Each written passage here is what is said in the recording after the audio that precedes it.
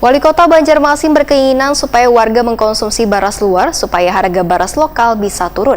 Namun keinginan tersebut mendapat tanggapan dari Wakil Rakyat di DPRD Banjarmasin lantaran dirasa kada mungkin bila warga yang sudah terbiasa mengkonsumsi beras lokal beralih ke beras nang lain karena masalah kebiasaan sudah pasti kada akan bisa diubah. Wali Kota Banjarmasin Ibnu Sina berkeinginan supaya warga mengkonsumsi beras luar supaya harga beras lokal bisa turun. Namun keinginan tersebut mendapat tanggapan dari Wakil Rakyat di DPRD Banjarmasin.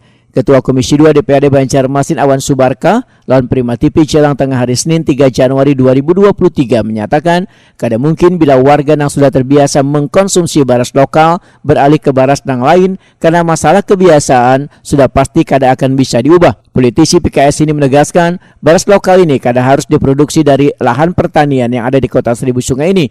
Namun di daerah tetangga nang kaya Kabupaten Banjar wan Marabahan masih banyak lahan gasan memproduksi beras lokal ini. Tinggal membangun kerjasama antar daerah penghasil beras lokal bisa berjalan baik wan lancar atau bisnis to bisnis antar sesama petani.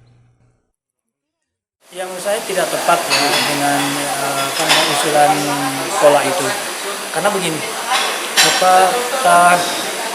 kalau kemudian nanti lebih banyak mengkonsumsi beras dari luar dari pulau lain, maka kemudian nanti justru konsumsi dari beras lokal ini akan berkurang, sehingga ini kan juga akan mengurangi penghasilan dari masyarakat kita di Banjarmasin dan sekitarnya di lokal kan begitu, nanti khawatirnya begitu. Awan Subarka menambahkan, untuk menjaga harga beras tetap stabil adalah dengan menjaga jarak nang dekat atau daerah tetangga penghasil beras lokal dibanding dengan nang jauh atau penghasil beras dari daerah luar Kalimantan Selatan. Dikarenakan biaya transportasinya mahal, maka akan berimbas pada harga jual beras di pasaran.